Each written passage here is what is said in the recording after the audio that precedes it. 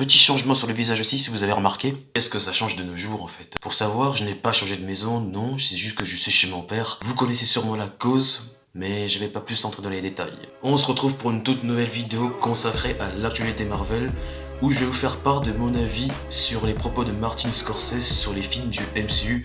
Parce que oui, il y a 3 semaines, cette polémique, soi-disant, a vu le jour et il est encore d'actualité aujourd'hui. Donc, dans une interview, il était en promotion pour le film Irishman qui sortira bientôt sur Netflix. On lui a demandé de ce qu'il pensait des films du MCU et il a dit qu'il ne les regardait pas, qu'il a pourtant essayé, que selon sa vision des choses, les films du MCU ne font pas partie de l'industrie cinéma. Du coup, suite à ça, Robert Downey Jr., Samuel L. Jackson, James Gunn qui a répondu aux propos de Martin Scorsese. Ça a provoqué plusieurs tics à tous les acteurs qui jouent dans les films du MCU. Et du coup, ça fait que plusieurs célébrités s'est inspiré aux propos de Martin Scorsese, notamment Jennifer Aniston qui a 2 semaines a aussi commenté: aujourd'hui l'industrie cinéma baisse en termes de qualité, c'est à cause des films du MCU. Bon, cette polémique a beaucoup tourné sur internet en ce moment, donc du coup tout le monde en parle. Donc c'est pas parce que tout le monde en parle que moi je suis forcément obligé d'en parler. Donc là, si j'en parle, c'est que vous écoutez ce que j'ai à me dire. Que je fasse le buzz ou pas, l'important c'est que vous écoutez ce que j'ai à vous dire. Je sais que je fais cette vidéo tardivement, 3 semaines après, mais vu que c'est encore d'actualité, donc je peux encore en parler aujourd'hui. Et du coup, qu'est-ce que je pense de tout ça? Je tiens à vous le préciser, je ne suis pas anti-Scorsese non plus.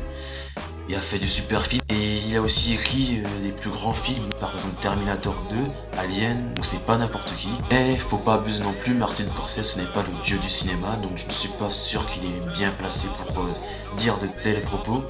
Même si il a le droit d'exprimer son opinion, je peux le comprendre totalement. Mais Scorsese n'a pas tort sur tout le sujet.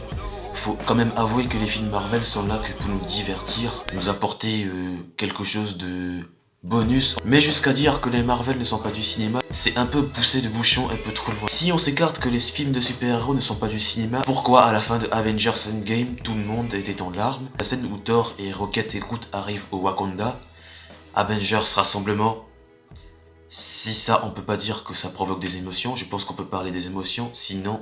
si c'est pas de l'émotion, qu'est-ce que c'est? Alors je sais que je reprends les phrases de certains youtubeurs, mais quand même. Mais j'ai quand même presque les mêmes visions. Parlons des films comme Black Panther, qui a fait révolutionner le monde l'année dernière. Même si ça reste de loin des meilleures adaptations, qui a su mettre en avant la communauté afro surtout. Mais je peux vous donner plusieurs exemples, les Watchmen, les Dark Knight, qui est encore aujourd'hui des chefs-d'œuvre, mais on en aura pour plusieurs heures. Donc c'était mon avis en fait sur les propos de Martin Scorsese. Mais Martin Scorsese reste quand même un bon réalisateur, c'est quelqu'un de bien aussi. Il a fait des grandes choses dans sa carrière. C'est juste que il a une vision du cinéma aujourd'hui, et c'est vrai, il n'a pas tort pour autant que le cinéma aujourd'hui, la plupart des films de super-héros aussi, il faut avouer, ce ne sont pas des grands exploits, mais quand même, il se doit aussi d'accepter cette réalité. C'est donc la fin de cette vidéo. Si ça t'a plu, tu sais ce que tu as à faire, tu es assez grand pour comprendre. Je dépasse bientôt aussi les 100 abonnés sur la chaîne, donc n'hésitez pas à exploser la barre des abonnés.